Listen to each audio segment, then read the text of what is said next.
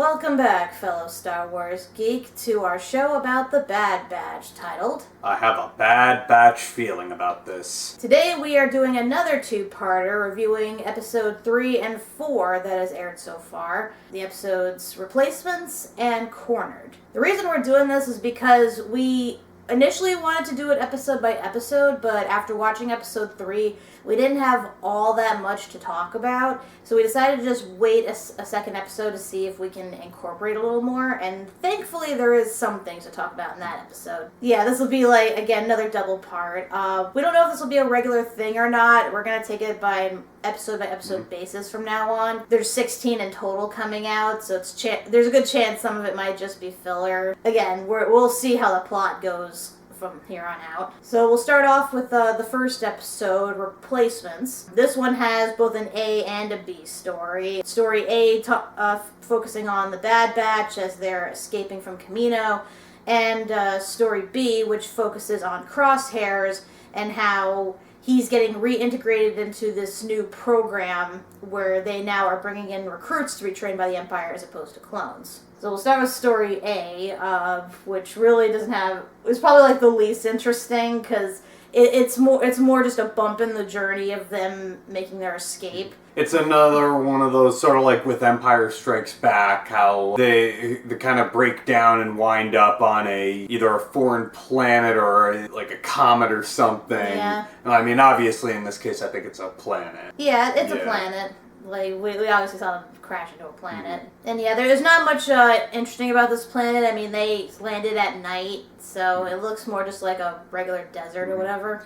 But the thing is, they're also, Hunter's kind of concerned for Omega, because it's she's trying to make the best of living on the ship, but she doesn't have her own space. There's not enough rations for everybody. Mm-hmm. Very little rations for everybody. I have been wondering about that, because I know their whole plan was to run, but I'm like, you guys are going to run out of food and fuel eventually. How are you going to, handle that? But we'll get to the next episode about that. Yeah, the whole issue is that one of their, power converters or something went offline. I guess in passing the planet in light speed, there was, this whole, big... electric pulse or something probably going off from the planet that stopped them. They make repairs, of course, but then we get our first monster of the episode show up that steals their thing, so now they have to get it back in order to get the ship powered up. And it looks like it's a creature that it's sustained by electrical or,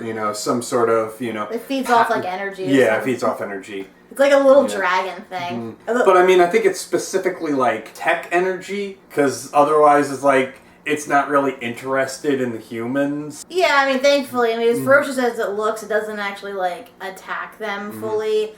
Although I did get scared though, once I realized that it feeds off electricity, because I'm they're all wearing oxygen masks. Doesn't that count? And sure enough, Hunter almost suffocates because the thing knocked off his mask. So I'm oh crap. I mean, I guess in a pinch it would go for the smaller, devices, but it's looking for the bigger energy. Yeah, so the whole thing is that Hunter takes Omega with him to go track down the creature, showing off his, hunting skills, as it were, and how he apparently can trace things just by looking at dust. I know that's a technique, it probably is, again, more enhanced because of his abilities. A good way to show his specialized, what he brings to the table, I guess. But then, of course, the creature ambushes them. Hunter almost suffocates. Omega manages to get his mask back on. And then she's the one that actually goes after the creature, actually goes into the underground tunnels, and using her smarts actually manages to get the device away from the creature without hurting it. I thought it was pretty clever, when she realized, when she was shining the flashlight on him, she's like, wait a sec. He just wants the electricity. But I appreciate her doing that, because, I expected her to, this be a moment where, she kills a creature on her own for the first time, but, yeah, I'm glad they didn't go that route. And then, yeah, she winds up saving everybody, getting the converter back. And then they do a really nice thing with, what's the... Wrecker? Wrecker, yeah. The Wrecker actually converts a space in the ship so that Omega can have a nice place to, call her own. Yeah, that was really sweet. Mm-hmm. One thing I did want to note, the only thing of note I wanted to point out in this episode. I mean, it didn't come up in the following episode, so maybe it wasn't a thing, but when they are crashing onto the planet, and Wrecker and Omega are in, like, you know, the seats, bracing themselves for impact, Wrecker hits his head, and he's, like, actually in a lot of pain, and hence why they leave him behind when they're going on the mission. And before that, they were talking all about, you know, inhibitor chips and stuff, so I was thinking to myself, wait a minute, so did he, like, hit his inhibitor chip? Did he, like, activate it? Or is in the process of activating it?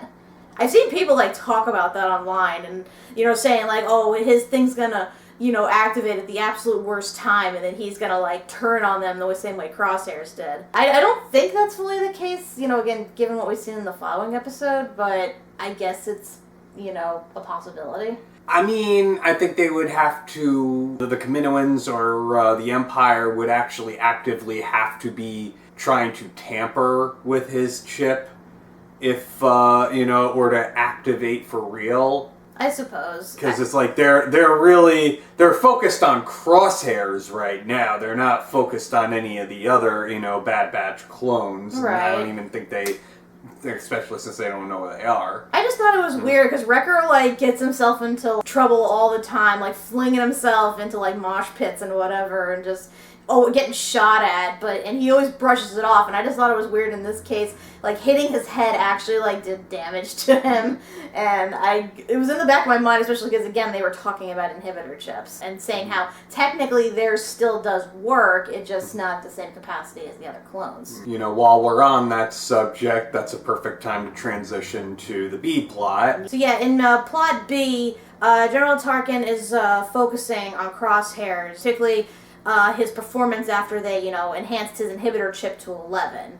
Because he wants to see if tampering with that the way they did will actually bring the results they desire. And to test it, they sent him out on the exact same mission that they did with the Bad Batch, except this time he brings along 4 recruits. So I guess the first round of like actual volunteer stormtroopers. Yeah, basically they want to find the remnants of Saw Gerrera's refugee camp and, you know, question / get rid of any of the survivors. Yeah, I find it interesting, like, when they focus on the 4 volunteers, the one guy who's, like, kind of challenging Crosshairs on his leadership, he reveals his reason for why he volunteered, in that, you know, he actually gets food and a roof over his head and is provided for, which he says is something that the Republic never did. And it kind of highlights a big thing as to why, you know, the Empire managed to gain power like it did. Because,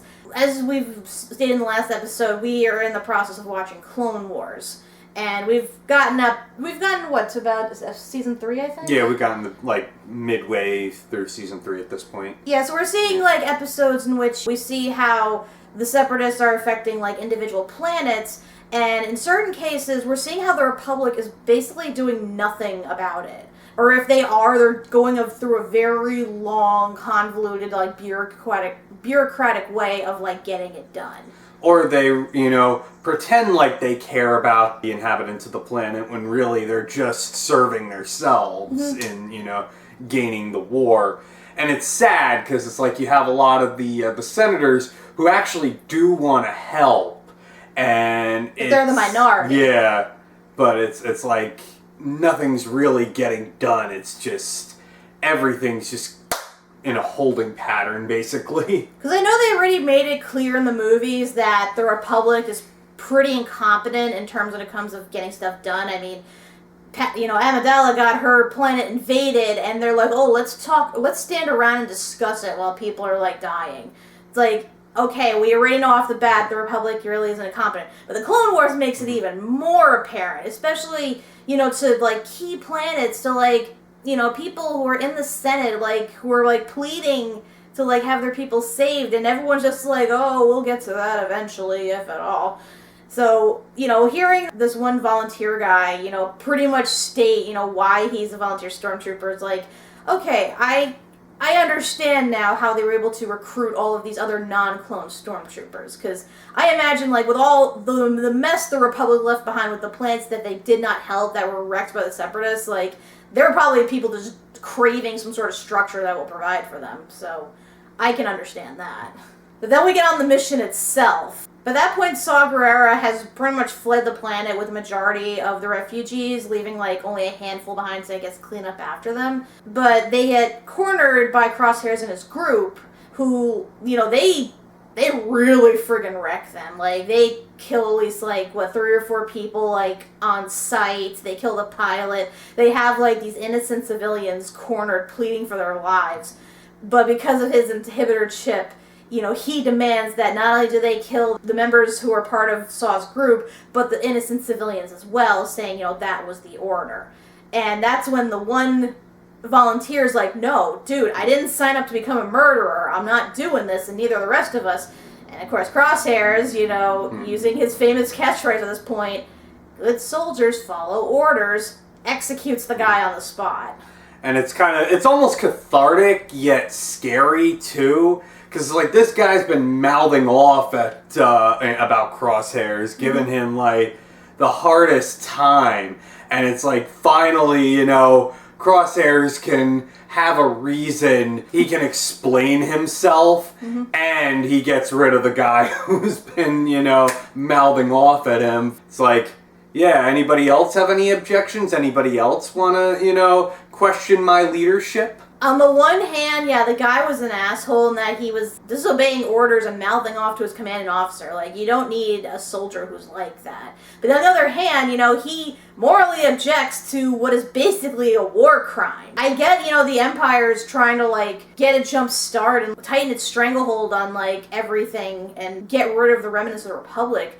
But the fact that they're killing innocent civilians at this point, right off the bat, and they expect, they expect the volunteers just to be cool with this, too. But yeah, I guess, this is pretty much showing what's to come. Because we know from here on out, stormtroopers have no qualms whatsoever about killing innocent civilians. And look at Luke's aunt and uncle. They had really nothing to do with anything other than, coming into possession of the droid, and they just got freaking burned to a crisp. It's on the one hand, I understand, soldiers should follow orders. On the other hand, soldiers should not commit war crimes like that. And the fact that, he was, so cold and calculated about that, too. Because I know in the other ongoing storyline, they were discussing how, oh, yeah, Crosshairs is only acting like that because, his inhibitor chip was activated. But we can possibly save him. But after this, I'm, starting to second-guess that a bit. Because something tells me that even if his chip wasn't working, he still would carry out those orders. That was kind of how he was at the very beginning of the series. He suspects that Hunter's lying to him about the one Padawan, and he's gonna...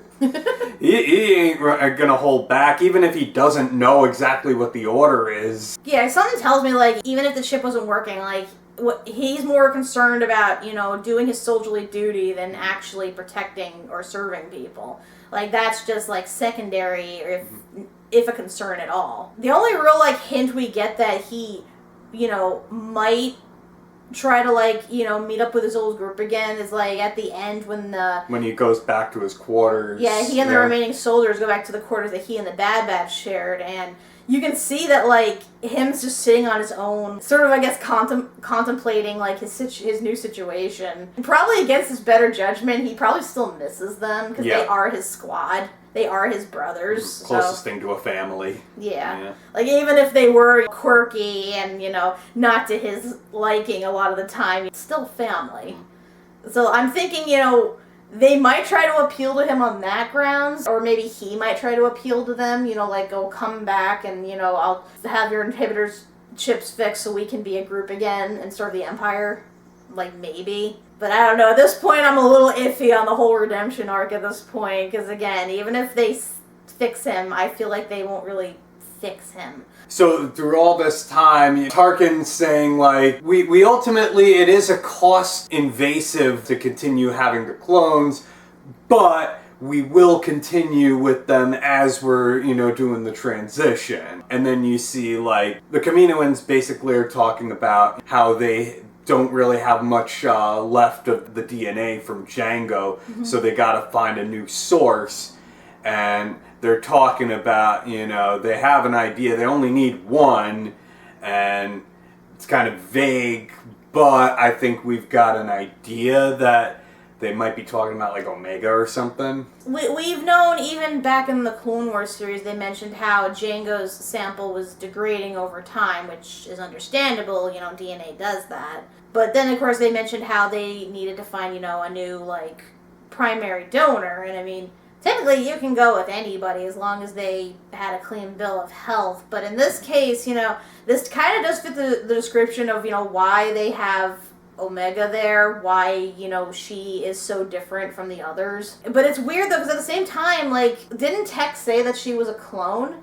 So how can you use a clone as, like, a basic, sample? I feel like there's some sort of breakdown if you try to clone a clone.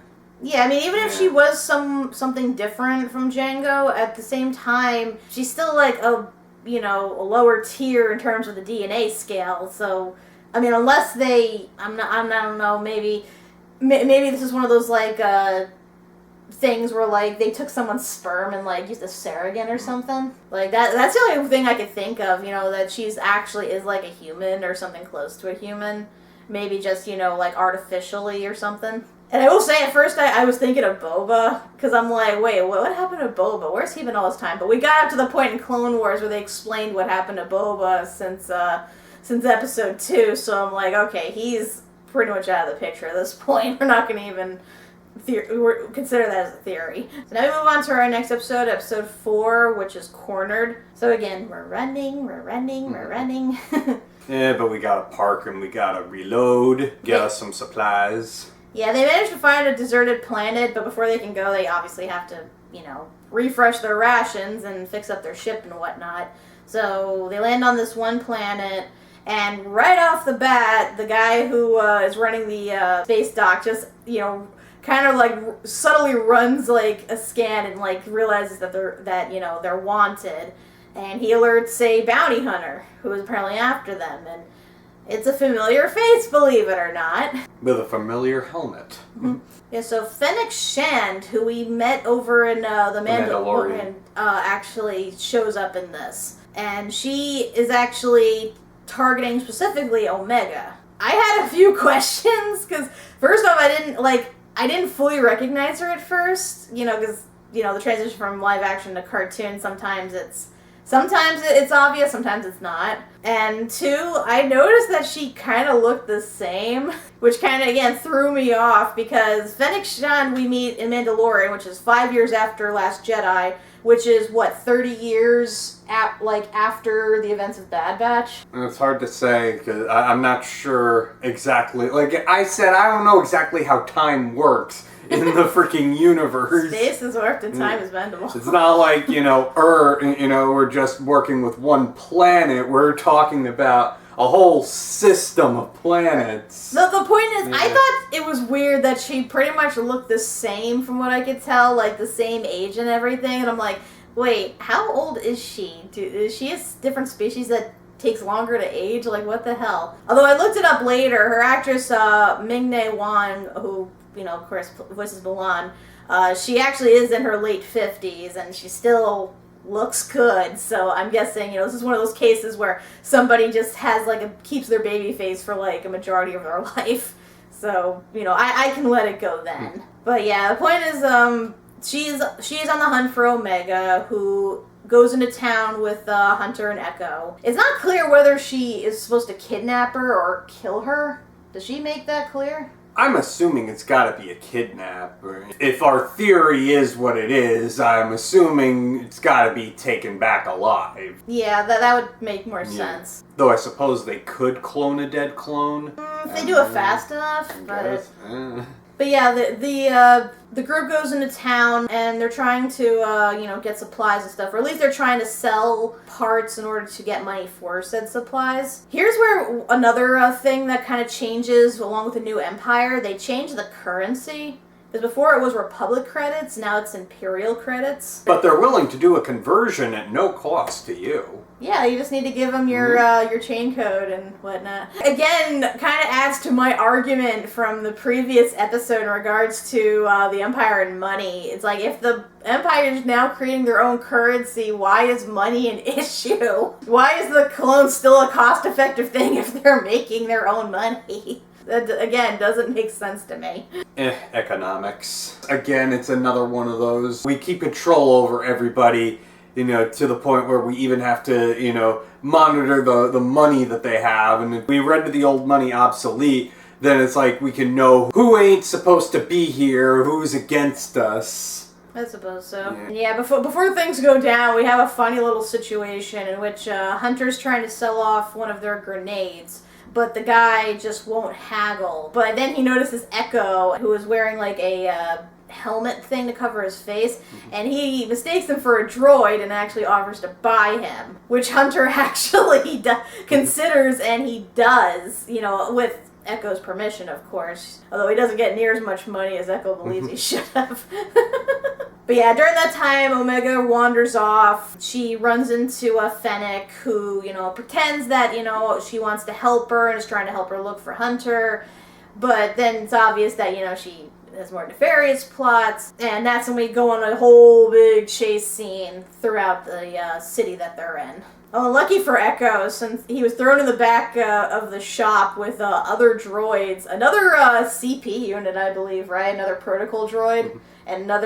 And like 3 of like those R2 droids, or what are they? Astromech droids. Yeah, although one of them I'm not even sure what exactly it is, because it's got like arms and legs, even if they're like really stubby and... I was laughing my ass off at that, because I'm like, wait, when did they put arms and legs in an R2 unit, and why are they still so stubby and short? Because like, I know we've seen in Mandalorian, like, remember that one... The one, that had the gondola? Gondola, yeah. Like, okay, I can understand, but it had like really long, skinny arms and legs, so that made sense. Why would they put the little like little midget like arms and legs on this droid that already has a hard time moving? Because I'm like, how is that efficient? I don't understand. It's funny though. Hey, they end up coming in handy when the group had to make their escape at the end. I just love it. Basically, Echo removes their inhibitor chips, and they stage a coup. Yeah. Against the owner. Not really. They kind of they just break out. Yeah. Like, all I had to do was, like, threaten the CP unit who was, like, being an asshole, and then they just, like, waltz out. And, like, I told the owner, was like, you could have gotten so much more from me. But, yeah, with the whole chase thing, I question the outlay of this city, because at one point Omega goes into, like, the sewers, and then she, like, goes back up a set of, like, stairs, and all of a sudden she's at the top of a frickin' tower. I'm like, there's really a thing into the sewers that starts at the top of a tower and goes all the way down. That doesn't make sense. Whatever. I don't know design. Yeah. I'm not even going to argue. I mean, it's a decent chase, There are a lot of points where, Omega almost falls off to her death, where, Hunter's almost shot. And they are doing this all in the middle of traffic. It kind of felt almost like the chase on Coruscant in episode 2. Which is why I still say Mace Windu's freaking alive, but whatever. We're not going to get that into that here. They manage to rescue Omega, everyone gets back to the ship, and they make their escape, but now they know that they're being hunted. We're still not sure as to who. We know that Fennec relays the message to whoever employed her that they got away, but we know from here on out they probably are not going to be able to hide the way they wanted to. They're probably going to have to consistently move from planet to planet if they have any chance of, just staying out of reach of whoever's trying to get Omega. This went from them fleeing to them hiding to them fleeing again. Which makes me wonder what their ultimate plan is from here. Because I know initially they wanted to, like, find, like, a desolate planet and kind of just wait until things, like, calm down a bit. But honestly, given how fast things are moving with the Empire, given, the heat on their tail and everything, I don't think that's going to be possible. So yeah, the question now, in regards to next episode and, further episodes is, who put the bounty out on Omega? If I had to guess to anyone, it's probably the Kaminoans. The Kaminoans, yeah, because if our theory is correct in that she's, like, the new base for their clones, they're definitely going to need her back. And that, hiring bounty hunters is pretty much the best way at this point to do so. But yeah, I'm just wondering, because I feel like from here on out, it's just going to be a never-ending chase until Omega inevitably gets kidnapped by the bounty hunter, or they get captured by the Empire, or whatever happens first. I mean, we gotta have a premise. Yeah. Anything else you wanted to add about this? I was just amazed the freaking Wrecker just gets owned by Fennec really quick. Yeah, like, I was expecting some kind of fight there. Yeah, she took him out like no issue. I'm like, dude, what the hell? You're supposed to be the muscle, and she like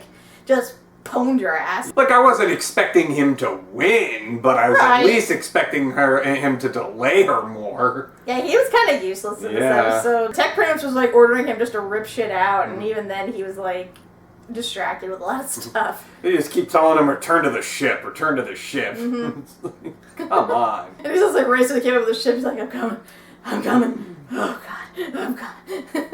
And I don't even think they actually got any supplies. Like, I know they got money for Echo, but I don't think they actually got food or anything. Although probably not. Although I don't doubt they had any time to with that chase going on. Although they lucked out with getting the astromechs to repair the ship, so that's at least one thing. So yeah, like I said, we're gonna take this episode one at a time, because until something like really significant happens that is worth like devoting a whole episode to, like, we're probably gonna do these in pairs, so like every other week. I mean, don't get me wrong, I look forward to a lot of what's gonna happen. I've already seen promos for future episodes, and I got a glimpse at Omega's new weapon. Really fancy. And I look forward to seeing how, they manage, how they incorporate Omega into the group, and hopefully train her so she doesn't keep getting herself into these situations. It's like that one video says, watch your kids, watch your kids, watch your goddamn kids. But yeah, until next time, I'm Kat MacBerrie. Doug MacBerrie. And again, watch your goddamn kids.